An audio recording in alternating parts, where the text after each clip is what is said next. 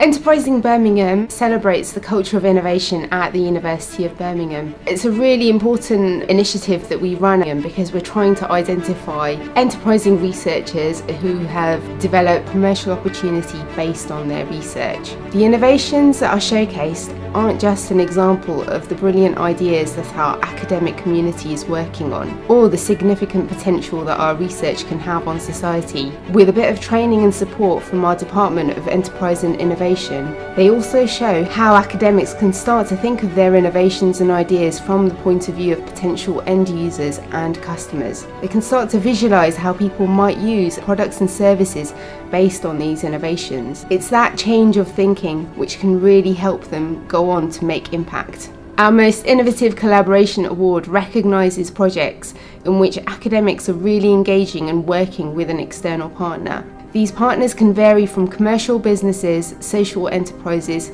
charities, to government or public sector organisations. The ones that this competition has sought out are those in which the benefit to each partner and to society have the potential to be so much greater than the sum of each partner's contribution. This is Enterprising Birmingham.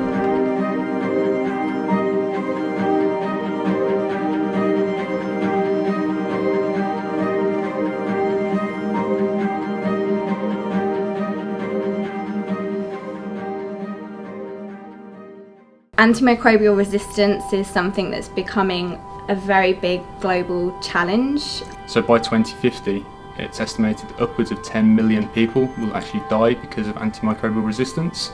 At the moment, there aren't any short-term solutions to this problem. There are lots of people working on alternatives. Our project has recently been identified and featured as one of the top 10 most innovative collaborations that is likely to go on and change the world. This is because it has massive potential in terms of actually saving people's lives globally. Surgery Honey is a product that's already on the market. The company Matoke Holdings came to us with quite a unique problem. What we're trying to do is expand its applicability so that it can help in a number of different kind of clinical situations. The beauty about this project is that we're actually taking a product which has been around for thousands of years. Honey is found in most people's homes, and what we're doing is we're breaking it down and finding out exactly what is causing that antimicrobial effect, and we're delivering that as a solution so that we're able to kill bacteria. The issue currently with the product is that it's difficult for clinicians to handle. It's very viscous, it's quite sticky, and really that's where we come in. So our job is to formulate new physical forms of the product to make it easier for a clinician to apply it to, whether that be topically or whether that be to other parts of the body to help kill infections. I think Birmingham's a great environment for healthcare research, and really what that institute's aim is to enable people like ourselves to bring products to market as quickly as possible. The market potential for this is very, very broad. Antimicrobial resistance is currently costing the NHS around £180 million a year, and it's killing roughly 3,000 people just in the UK. I think come 2050, if I can look back and see that I've actually produced a product that has managed to help save people's lives, that would just be absolutely amazing.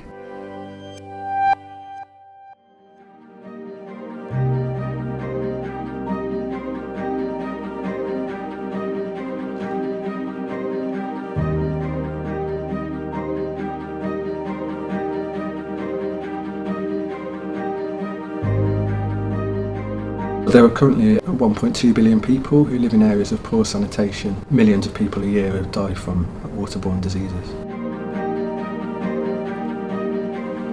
I'm an environmental scientist with a particular interest in human impacts on freshwater systems. We have developed a sensor that can provide a real-time indication of the amount of organic pollution in rivers, and can be used by environmental legislators and also by industry to monitor their discharges into natural river systems. And what we can do with this technology is monitor or the water environment in real time, and we can see how river water quality changes during events. So I'm the Managing Director of RS Hydro, and we specialise in flow, level, water quality, and we were lucky enough to have Birmingham on our doorstep. Birmingham University is a fantastic university.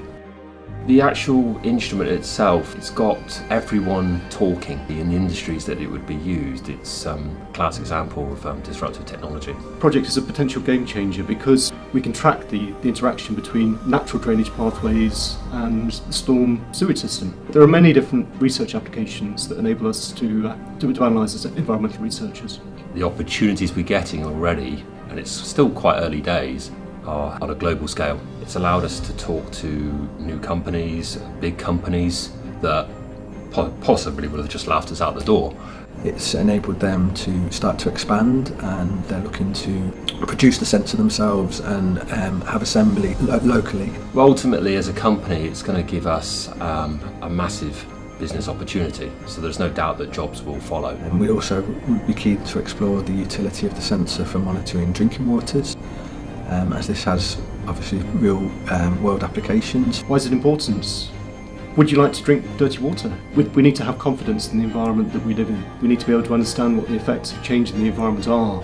And this technology has the potential to saving lives.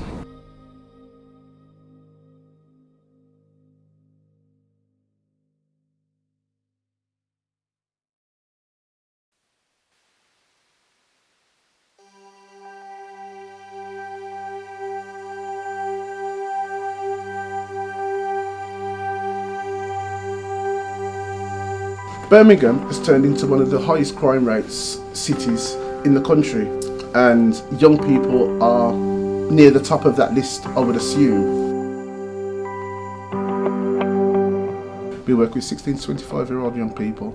We started off in the church, and from the church now we've got other projects all based around the city for our young people. Reduce homelessness is our main object. I'm a sports psychologist by training, and we use the same techniques that would normally be applied in a sports setting to enhance performance for world-class athletes. And we're taking these same principles and using them with young people who are homeless to help them to not just get back on their feet, but really thrive and build independent lives for themselves and go on and be successful in their own right.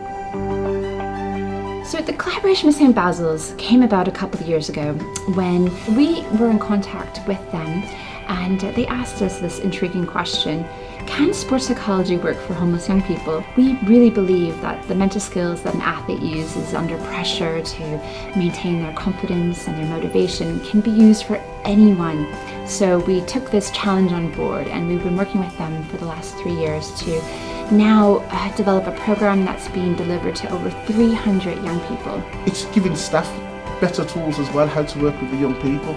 So for the university to come in and show us some of their tools that we're using and to implement that on our young people, I personally have seen a difference with some of our harder to reach young people. With the skills that we're giving these young people, we're definitely keeping them away from the dangers of life, like your drugs, your drink, your alcohol abuse, sexploitation. They can climb a mountain, they can go off and get that job, they can go off to college and be successful. The cost of homelessness right now for 16 to 25-year-olds in the UK is estimated to be £2 billion. We're going to be able to have more effective ways of working, be able to improve outcomes at such a low cost. The benefits are for everyone.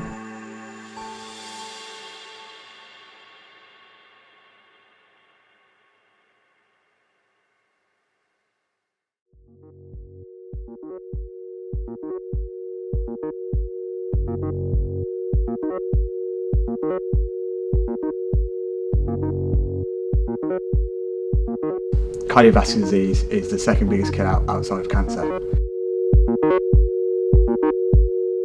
Thankfully, we're finding more and more ways to deal with cardiovascular disease, better understanding why it happens, better ways to understand the drugs that people use and how they work. For example, one of the techniques that has revolutionised the field recently is optical mapping, which is this fantastic technique where you can look at really detailed maps of the heart and its electrical activity. The problem with it is the images we get from optical mapping data often are poor signal quality, they're a bit messy. So what our project does is hopefully unify this field and sort of give everyone sort of a basic platform to which to best make use of optical mapping data. It's going to enable faster, quicker and easier processing of the dataset, which would help in understanding how the heart electrophysiology is working. So for the NHS, we believe it would simply just give them confidence in the drugs they're using, that electrophysiologically it's working how they expect, and they can give it to a patient in full knowledge that we know what it's going to do to their heart. It is a very interesting prospect in terms of developing an area of research that is actually not covered by a good solution at the moment in terms of equipment and software.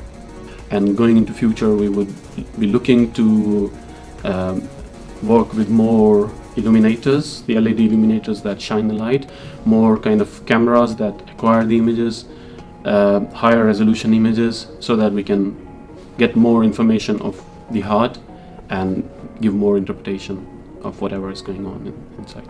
Ultimately, this software and a better understanding of how the heart beats, it will hopefully enable, by allowing loads of researchers to get into this field, will ultimately deliver efficiencies for the NHS, deliver efficiencies in the drugs we use to deal with heart disease. This software will translate into saving lives.